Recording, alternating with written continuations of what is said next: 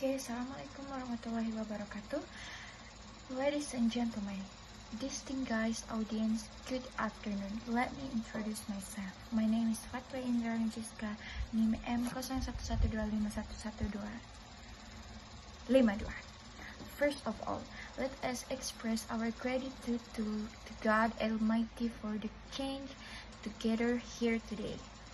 It is truly an honor for me to speak about an issue this is deeply important and urgently needs our attention.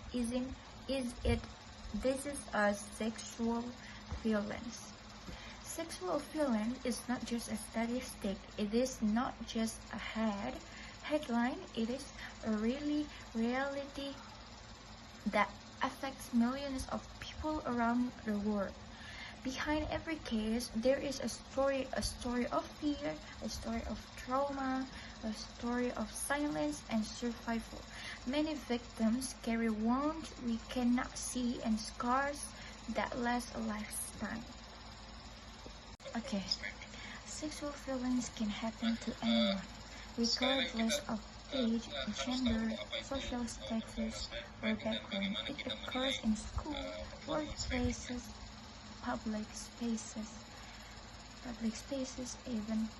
even inside home that should be safe.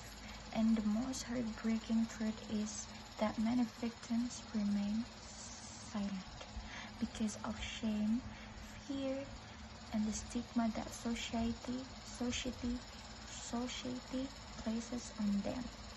Ladies and gentlemen, if we truly want to create a safer world, we must begin on acknowledging that sexual violence is never the victim's fault, not because of what they wore, not because of how they acted, and not because of where they were. The responsibility always lies on the perpetrator. As a community, we must encourage victims to speak up, seek help, and reclaim their voice.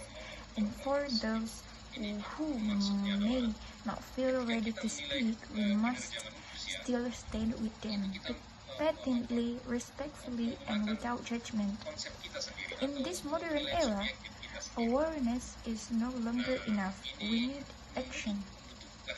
We need and we must educate young people about consent, build an environment where victims feel safe to report, strengthen laws against the perpetrators, and challenge the harmful behaviors and jokes that normalize harassment. Because silence protects the abuser, not the victim. Ladies and gentlemen, let this moment remind us that fighting sexual violence is not the responsibility of victims alone. It is the responsibility of victims alone. It is responsibility of all of us. Every voice matters. Every action counts. Even the smallest step can protect someone's life, someone's dignity, and someone's future. Let us be brave enough to speak, strong enough to stand, and compassionate enough to listen.